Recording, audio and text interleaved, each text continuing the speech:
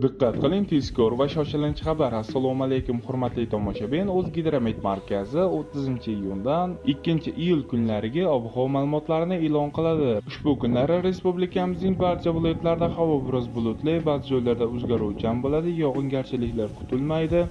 Shamol sharqdan sekundiga 7-12 metr tezlikda esadi.